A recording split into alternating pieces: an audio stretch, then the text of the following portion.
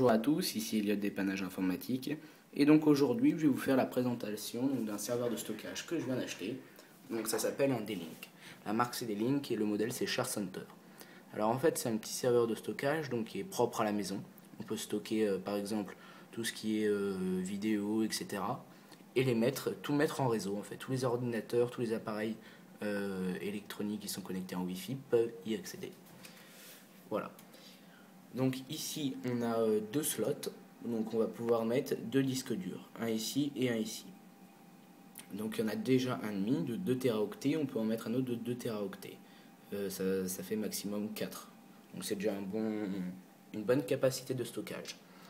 Ensuite on a aussi un port USB devant pour mettre soit une clé USB, une imprimante comme moi j'ai fait en ce moment en réseau. Ici on a bien sûr les petits indicateurs à droite pour voir s'il est allumé ou éteint. Ensuite, un disque dur d'allumé. Normalement, si on avait un deuxième, il serait là. Voilà, donc ça c'est la petite présentation rapide donc, du D-Link. Ensuite, je vais vous montrer un peu la configuration. Donc déjà, pour y accéder, c'est simple.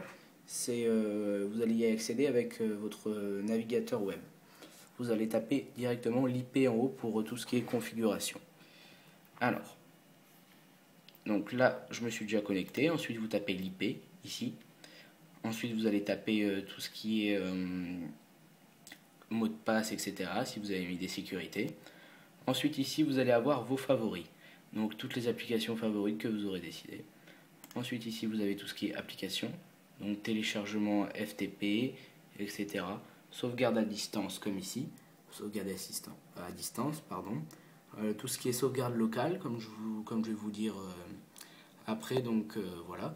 Ensuite, vous avez tout ce qui est téléchargement P2P, les serveurs de fichiers web.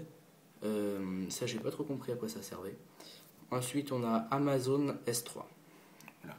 Ça, c'est pour tout ce qui est un peu sauvegarde, etc. Alors, en fait, normalement, dès que vous mettez deux disques durs à l'intérieur, en fait, il y en a un qui sauvegarde l'autre. C'est un peu le but d'avoir un serveur de stockage comme ça. Mais bon. Ensuite, vous avez ici la gestion. Alors, l'assistant de configuration, donc pour configurer la première utilisation donc, de votre D-Link. Ensuite, vous avez la gestion du disque. La gestion du disque, c'est pour configurer un disque par un disque. Ça veut dire avoir les deux utilisables et pas avoir deux disques durs et l'un faire une sauvegarde de l'autre. Voilà, comme je vous ai expliqué précédemment. Ensuite, on a la gestion des comptes. Donc, pour soit décider qu'un utilisateur a la lecture-écriture. La lecture, c'est par exemple justement lire un fichier. L'écriture, c'est copier le fichier. Et les droits d'accès. Ensuite, ici, on a tout ce qui est gestion du réseau, pour configurer le réseau. Ensuite, on a la gestion des applications. Ensuite, on a la gestion du système et l'état du système. Tout ce qui est adresse IP, adresse marque, adresse de sous-réseau, etc.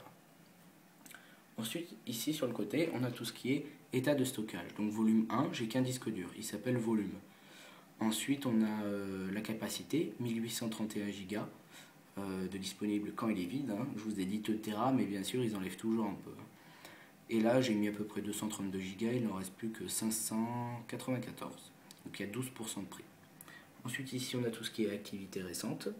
Les activités récentes, c'est par exemple si je me suis mal logué, si j'ai raté mon mot de passe, quand je me suis connecté, à quelle heure, pour faire quoi, etc.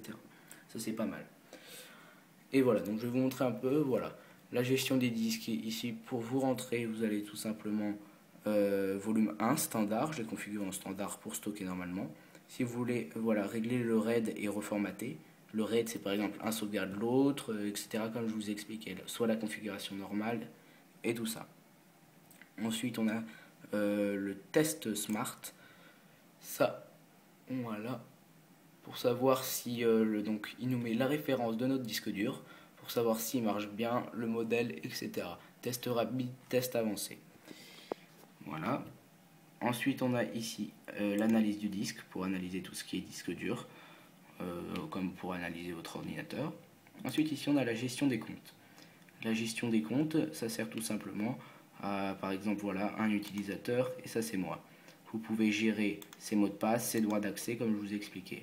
Ensuite, vous avez le quota de connexion maximum. L'état, il est arrêté. Vous avez le partage de réseau. Voilà, partage de réseau, donc volume 1, il est activé. Si je ne veux pas mettre un autre disque dur, je choisis juste un des volumes. Ensuite, on a le mot de passe admin pour le modifier, tout simplement. Mot de passe à moi. Ensuite, on a la gestion du réseau, configuration du réseau local, soit pour, je vais vous expliquer plus simplement, pour que l'IP de votre D-Link s'adapte aux appareils qui êtes connectés. Par exemple, s'il y a 21 appareils, vous allez être le 192.168.1.43. Alors que s'il y a 2 appareils, vous allez être 192.168.1.2 par exemple. Voilà, il s'adapte en fonction des appareils qui êtes branchés. Et vous pouvez aussi choisir une IP statistique, tout simplement définir votre IP, c'est eux qui s'adaptent. Voilà, ensuite on a le DNS dynamique. Voilà pour l'activer, tout simplement pour pouvoir se connecter à un endroit distant. Par exemple, je suis en Bretagne et je suis à Paris, pouvoir se connecter à son réseau. Voilà. Ensuite, on a tout ce qui est serveur FTP. Alors, le temps d'inactivité, par exemple 10 minutes, le port 21, le nombre d'utilisateurs au maximum 10, le mot de passe passif si vous voulez utiliser un mode passif. Voilà. Ensuite, on a le serveur UPnP AV. Alors ça sert tout simplement à mettre en ligne vos disques durs. Donc c'est un peu compliqué, vous allez voir, hein, c'est peut-être du blabla que je vous raconte, mais si vous en avez un, regardez cette vidéo, ça va bien vous aider, parce que moi j'ai bien galéré quand même. Quand on s'y connaît pas, même la notice, ça vous aide pas tellement. Ensuite, ça c'est le serveur iTunes. Le serveur iTunes, ça sert tout simplement à pouvoir accéder à la bibliothèque simplement. Par exemple, un autre ordinateur peut accéder en allant sur iTunes à votre réseau, à votre D-Link. Ensuite, ça, j'ai pas tellement compris à quoi ça servait. Voilà. Et ça, non plus. Ça, c'est des petits trucs donc, qui servent pas à grand chose, à mon avis. Voilà. Ensuite, ici, on a la gestion du système. Ici, on a tout ce qui est langue pour aller chercher le fichier directement, télécharger le pack language sur le site. Ensuite, on a ici pour régler la date et l'heure. On a tout ce qui est périphérique, le nom de notre DNS, etc. Ensuite, ici, on a tout ce qui est paramètres système. Voilà, redémarrer, arrêter, configuration settings, temps d'inactivité, etc. Le seuil de température maximale avant qu'il s'arrête. Ensuite, ici, on a la gestion de l'alimentation, veille du disque dur, etc. après 25 minutes. On a tout ce qui est notification après. Si par exemple, il y a une coupure de courant, pour qu'ils vous avertissent par un email ou par un SMS sur le portable. Ensuite, ici, on a tout ce qui est paramètres du serveur. Ça, j'ai pas trop compris non plus. On a la mise à jour du microprogramme. Tout simplement pour le mettre à jour, pour avoir des nouveautés, etc. Et après, on a tout simplement l'état du système. Ça, c'est pour avoir des informations, donc son adresse IP, etc. comme ici. Voilà, ça c'est pour tout ce qui est réglage donc, de votre D-Link. Ensuite, je vais vous montrer un peu pour s'y connecter, pour aller voir les fichiers. C'est vraiment super simple. Alors, on va quitter tout ça. Voilà. On va aller tout simplement en bas dans ordinateur. Ensuite, on va aller dans réseau. Voilà. Et donc, je vais donner une petite information. Si, par exemple, il y a des personnes comme ça qui ont un serveur et qui veulent changer la langue avant d'avoir les disques durs, c'est pas possible. Moi, j'ai cherché pendant des heures, et même des jours, et j'ai toujours pas trouvé. Dès que j'ai mis le disque dur, c'était bon. Voilà, c'est une petite info. Moi, ça m'a fait bien galérer, comme ça, si ça peut aider quelqu'un. Donc, voilà. Ensuite, on a tout ce qui est les ordinateurs de connecter. Alors là, il n'y a que le mien, puisque tous les autres sont éteints. Et on a bien sûr le D-Link, le nôtre. Alors voilà, c'est là que tout ce qui est nom d'utilisateur et tout ça va rentrer en place. Alors le nom d'utilisateur, donc vous avez défini. Voilà, moi c'est Elliot. Et le mot de passe, voilà, c'est un certain mot de passe. Hop. Et on peut faire mémoriser le mot de passe. Une fois que c'est fait, on fait OK. Ici, vous allez avoir l'IP pour configurer, comme je vous ai dit précédemment. Hop, le petit, soit une clé USB, ou une imprimante directement branchée donc sur la prise, sur l'entrée USB. Voilà, vous cliquez dessus, vous faites un double clic, où on a le volume 1, donc le seul disque dur qui est actuellement connecté. Ce fichier là, vous y touchez pas, c'est tout simplement une sorte de corbeille pour le disque dur. Enfin, il n'y a rien de stocké dedans, mais il ne faut pas y toucher, quoi, c'est comme ça.